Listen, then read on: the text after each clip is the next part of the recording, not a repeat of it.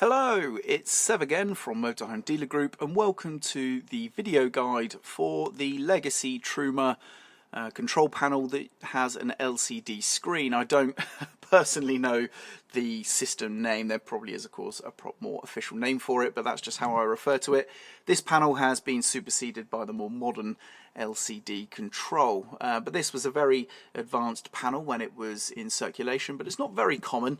But it's very, very easy to use. Now, what we do is we turn on the system by pressing the power button there. We'll get a beep, and then on the screen here we can see some information. Now, if I turn on, maybe I can just press a button. There we go, and that's brought the panel to life. So you can see there we get the room temperature at the top, we got the time in the middle, then at the bottom it's showing us our heating target temperature, our hot water target temperature, and I'm not quite sure what the G means. Hopefully that means that we're plugged into mains electric, which is what I think that means. So what we can do is several things. First of all, we can change some settings. So if I press any of these buttons here, all it's going to do is beep but bring the panel to life so we can see. But if I press the set button, we go into a menu. If I press set, that's basically going to act as a confirmation button. So at the moment you can see I can use the up or down arrows to move the arrow in the menu up or down. I do apologise for the terrible focusing of my camera, but there we go. You can see I'm moving the arrow up or down. So we can go back to the home screen. We can set a timer on or off, and same for timer 2. We have the options of setting a winter or summer mode, which I'll talk about in just a moment. We can set the time, and then we can set the timers that we can see above, choose whether or not this buzzer is on, set the backlight levels, and then we're back to the top. Now, summer and winter, this basically changes the options that we have for the heating and hot water depending on which one of these we have selected. Now, if I wanted to change any of these settings, I can just use the left or the right arrows, or well, yeah, that's exactly it. Left or the right arrows, and that will change a setting on the line we're highlighting. Now, with those settings chosen to our preference, we're currently in the winter mode. This here is going to be the heating temperature, target temperature. This one here is the hot water setup, and then this one here is the energy source. So before we turn anything on, let's choose the energy source. That might refer to what this is. Yes, we're on gas powered at the moment, so that's what the G means. So I'm going to choose, you've got all these options here, so as you can see, 230, so mains electric 4 amp or mains electric 8 amp, gas, or combinations of 4 amp electric and 8 amp electric with gas. So I'm going to choose just the 4 amp mains electric, so I press set on that, it's beeped, that's now set it, yes, that's what the central icon there means. So yeah, that means electric.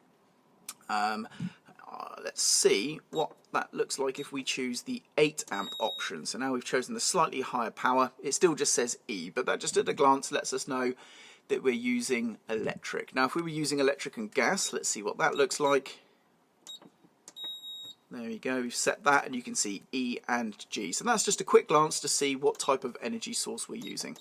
So let's go back to mains electric on 4 amp, and this is going to be used for either the hot water or the heating. Okay, so it's not going to use different fuel sources for each, it will use whatever we've set here it's going to use. So now I'm going to choose the heating, and the temperature we just literally select with the up and down arrow. Now it won't confirm a temperature selection until we press that set button again, and you then see that reflected there. If you don't, that will time out back to the main screen eventually, and you'll still have the original time set in there, so temperature set in there. So you do need to set that with the set key to make that change.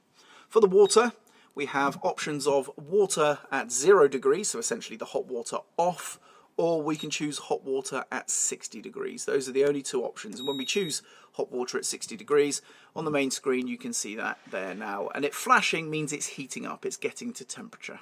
Okay, I'm going to turn that off because we have no water in this particular vehicle at the moment, so I'm going to turn that off. And there we go. The same will happen, I believe, if I set the thermostat here, say for example to 30 degrees, and I press enter. We should eventually see this side flash to indicate that, of course, we are trying to heat up to 30 degrees. It takes a few seconds for the heating to actually kick into effect. Now, I don't actually want that to hit that hot, so I'm going to turn that back down to 20. There we go. Now let's show you what happens if we choose summer settings. So I'm going to go down here and I'm going to choose summer as our option, and then when we come back, let's see what happens. So on the water options, we've now got options of 40 degrees or 60 degree hot water. We don't have a hot water off setting, as you can see there. Okay, and on the heating side, there's no options whatsoever for heating. Okay, if I go to 60 degrees hot water, no heating at all. So summer is just purely going to be some hot water on or off, but you've got the option of a slightly cooler hot water temperature, and you only have these as energy options, either electric on its own or gas on its own. You don't have the combined options because you're not really going to need those combined options in the summer because things aren't going to be that cold. So that's the difference between the summer and the winter settings, and it's just very, very simple change to change those back one way or the other, and that's basically it. That is how you operate the system. Very, very simple indeed.